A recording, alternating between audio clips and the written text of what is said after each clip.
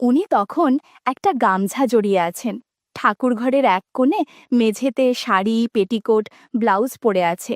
মনে হয় স্নান সেরেছে। আমাকে দেখে কোনো মতে গামছা ঠিক করে দরজার আড়ালে চলে গেল।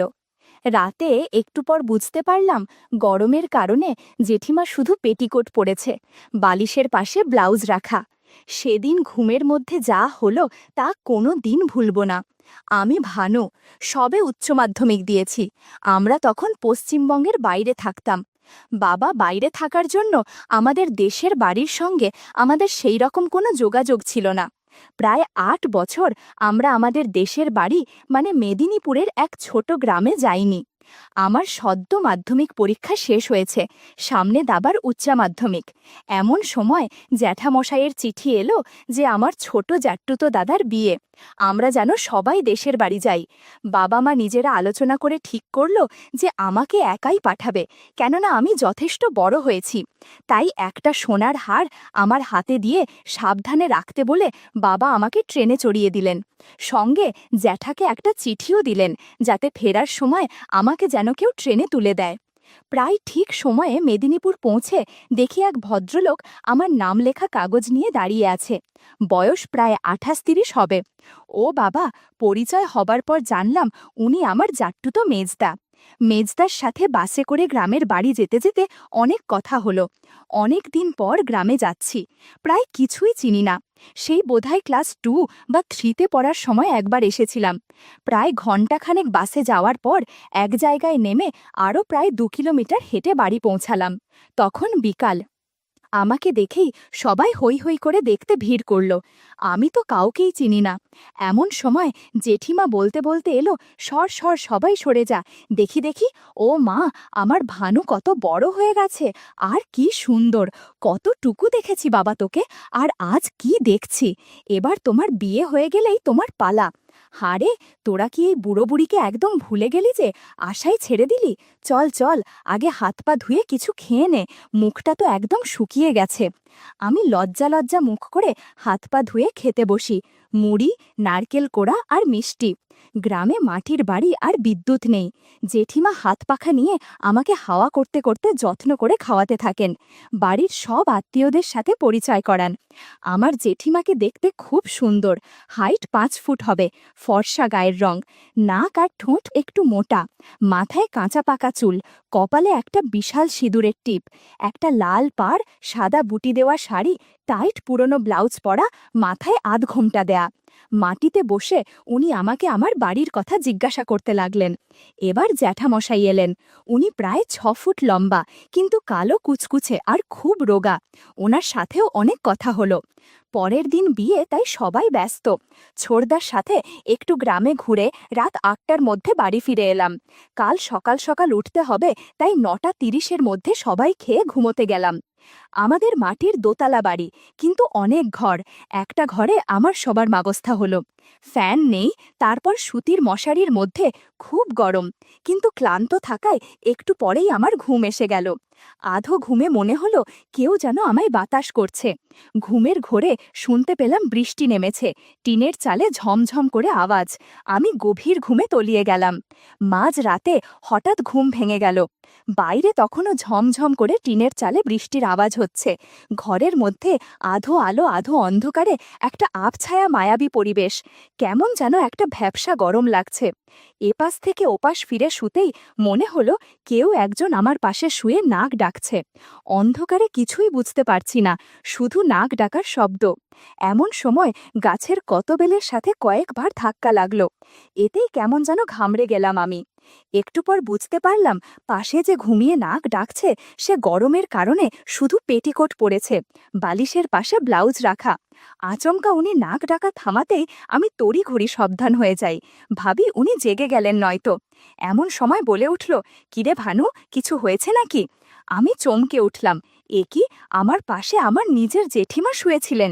আমার 52 বছর বয়সী জেঠিমার সাথে কি হয়ে গেল একটু আগে! ছি ছি, উনি কি ভাববেন, যদি বোঝেন তাহলে লজ্জায় পড়ে যাব। আমি আধো ঘুমের স্বরে বললাম, হ্যাঁ জেঠিমা, কিছু বলবে? জেঠিমা বলল, বাবা, এই গরমে কি করে গেঞ্জি পরে আছিস? গরমে তো ঘুম আসবে না। তোর তো অভ্যাস নেই গ্রামের এই পচা গরমে থাকার, আর বাইরে গেলে তোর বালিশের পাশে টর্চ রাখা আছে, সেটা নিয়ে যাস। আমারও যে কি বাজে অভ্যাস হয়েছে গরমে, কিছু পরে থাকতে পারি না। তোর কাছে আবার লজ্জা কি, তুই আমার সব সন্তানের থেকেও ছোট। বলে জেঠিমা ঘুমাতে বলল। এমনভাবে ঘুমালো যেন আমি অস্বস্তিতে পড়ে গেলাম। তবে বুঝতে পারছিলাম জেঠিমা মনে হয় ইচ্ছে করেই এরকম করেছে। আমি নিয়মিত ব্যায়াম করি বলে আমার প্রতি অনেকের একটা টান আছে। জেঠিমাও তার ব্যতিক্রম নয়। কিন্তু আমাকে তাড়াহুড়ো করলে চলবে না, ধীরে সুস্থে আগাতে হবে। কিছুক্ষণ ঘুমের মধ্যে জেঠিমা বলল, এই ভানু, এই পাগলা, এ কি করছিস? ওই নোংরা জায়গায় কেউ হাত দেয়? শিগগির হাত সরা, বাবা সরা বলছি। বন্ধুরা, ইউটিউবের কড়া নিয়মের কারণে কিছু বিষয় সরাসরি বলা যাচ্ছে না। তোমরা কমেন্টে দেয়া লিঙ্ক থেকে আমার ওয়েবসাইট ভিজিট করো, সেখানে একদম খোলামেলা গল্প দেয়া আছে। আমি কোনো বারণ শুনলাম না। জেঠিমার প্রতি কেমন একটা মায়া হলো। জ্যাঠা বয়সের কারণে বুড়ো হয়ে গেছে, এমন আগের মতো কিছুই পারে না। আসলে গ্রামের কালচারটাই এমন, বয়স্ক লোকের সাথে মেয়েদের বিয়ে দেয়, সংসার করে, কিন্তু মেয়েদের অনেক কিছু না পাওয়াই রয়ে যায়। যেমন আমার জেঠিমা, তার ভাব কায়দায় বুঝতে পারছিলাম সে সুখী না, তাই আমার সাথে গল্প করতে চায়। সুযোগ বুঝে আমিও গল্প করে নিলাম। একদিকে বৃষ্টি হচ্ছে, অন্যদিকে আমরা গল্প করছি। জেঠিমা বলল যে, বাবা এখন গাছের কত বেল খেয়ে নে, এরপর গুড়ের রস খাস। জেঠিমার কথায় আর না করলাম না। ঘণ্টাখানেক কেটে গেল। আমি বললাম, জেঠিমা জাদুর লাঠির আশীর্বাদের প্রসাদ খেয়ে নাও। জেঠিমা খুব যত্ন করে প্রসাদ খেলো, একটুও অপচয় করল না। এদিকে বৃষ্টি থেমে গিয়ে সারা ঘরে সূর্যের ঝকঝকে আলো আসতে শুরু করেছে। জেঠিমা বলল, ওমা, এ দেখি সকাল হয়ে গেছে। হায় ভগবান, তাড়াতাড়ি উঠে পড়ে ভানু। আমি উঠে আয়নার সামনে দাঁড়াই। ওদিকে জেঠিমা সব ঠিকঠাক করে রেডি হয়ে গেলেন। আয়নায় নিজের চেহারা দেখে অবাক হয়ে গেলাম। নাকে মুখে গুড়ের রস লেগে আছে। আয়নার আরও কাছে যেতে দেখি আমার দাড়িতে কয়েকটা বড় কোকড়ানো চুল লেগে আছে। জেঠিমা কতকাল ধরে চুল কাটে না কে জানে। গ্রামের মেয়েরা বা মহিলারা মনে হয় এত আধুনিক নয় যে সপ্তাহে সপ্তাহে চুল কাটবে। এসব ভাবতে ভাবতে নিজেকে গুছিয়ে নিলাম। অনেকক্ষণ ধরেই নিচের থেকে হইচইয়ের আওয়াজ ভেসে আসছিল। উলু আর শঙ্খের আওয়াজ শুনে জানলা দিয়ে নিচের উঠোনে দেখি দাদার গায়ে হলুদের পর্ব চলছে। প্রচুর মহিলারা একটা বাটি থেকে বাটা হলুদ নিয়ে একে অপরকে দিচ্ছে, হাসাহাসি করছে। ছেলেরাও যোগ দিয়েছে। জেঠিমাকে দেখি স্নান করে একটা লাল ব্লাউজ আর লাল পাড়, লাল ছোট ছোট বুটি দেওয়া একটা তাঁতের শাড়ি পরেছেন।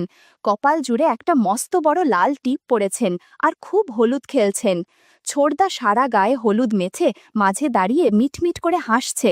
জেঠিমার পাড়াতুতো বান্ধবীরাও ছোড়দাকে হলুদ দিচ্ছে আর ওনার পানে কানে ফুসফুস করে কিসব বলে আর হাহা করে হাসছে।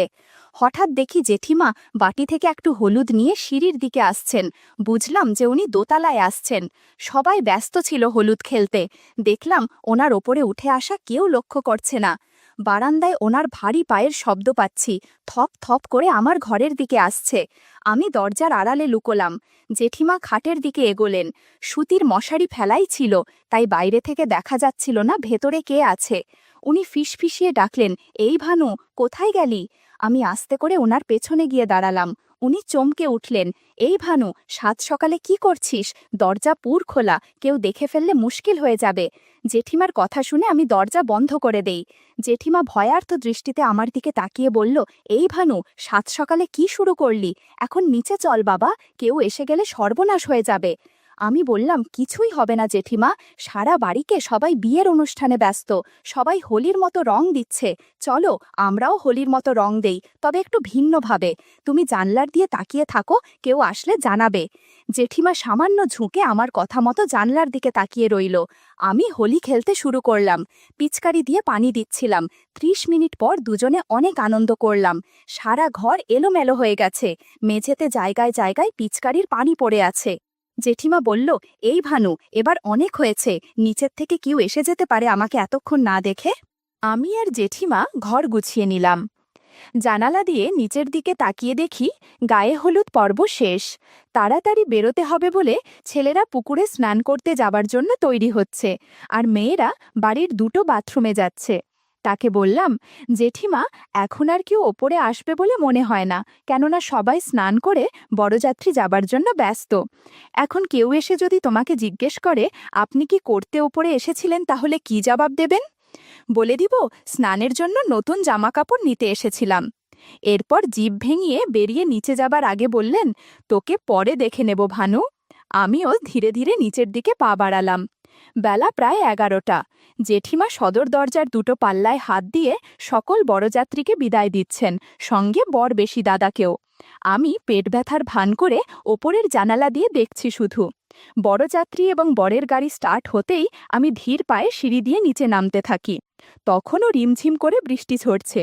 জেঠিমা অল্প ভিজে দুহাতে দরজার খিল লাগাচ্ছেন।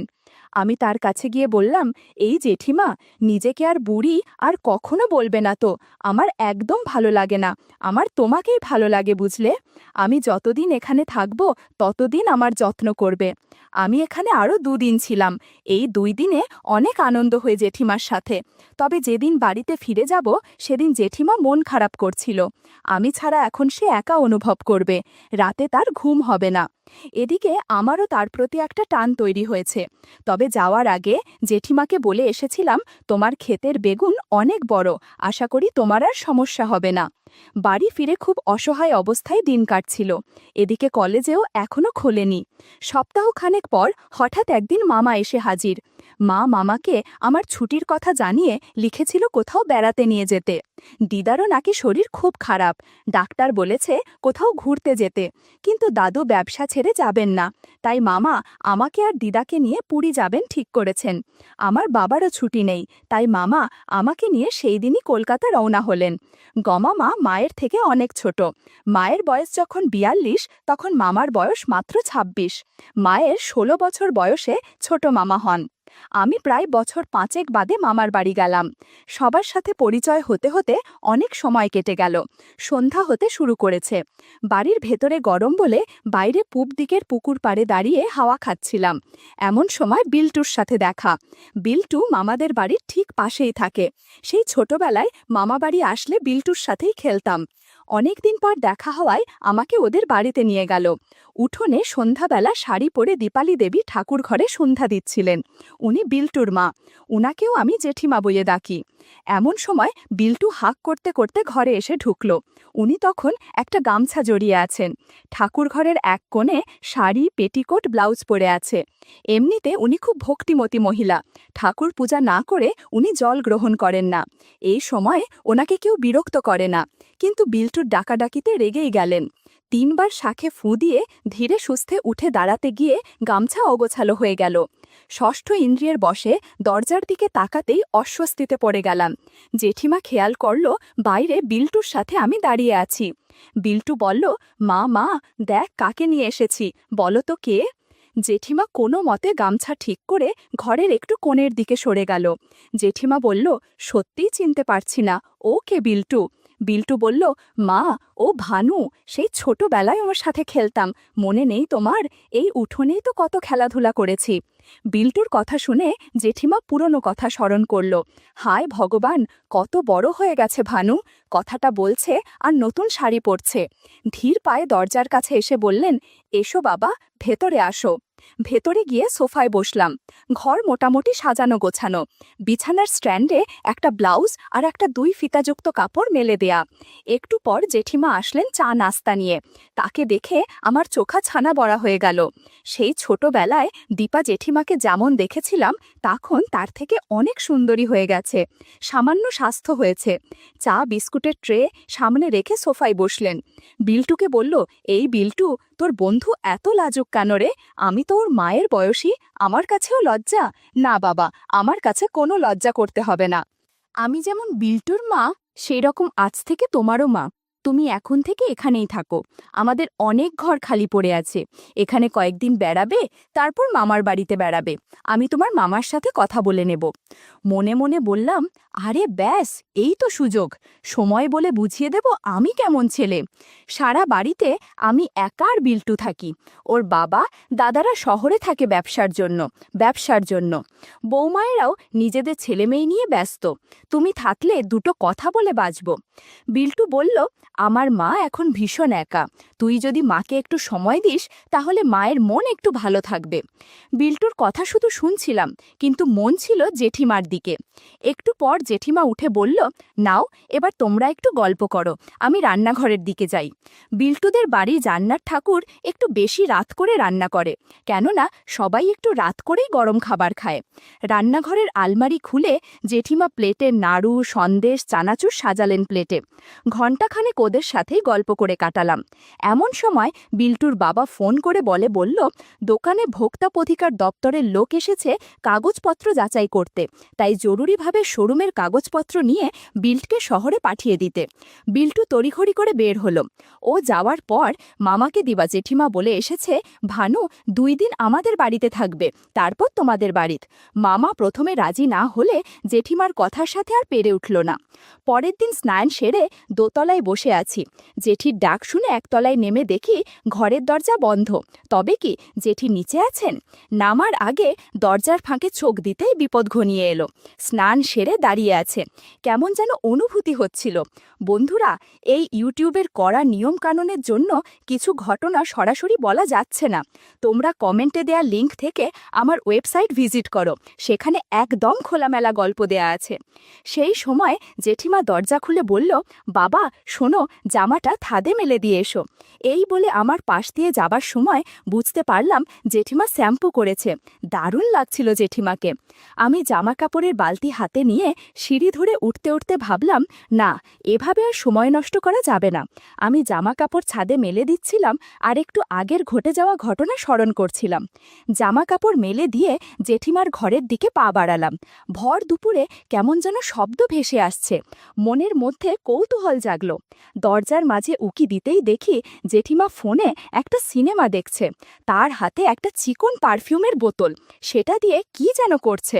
নানান বিষয় মাথায় ঘুরছে, কিভাবে কি করব, কিন্তু ভাগ্য যেখানে সহায় সেখানে আটকায় কে। শেষ মুহূর্তে আমি ঘরে ঢুকে পড়লাম।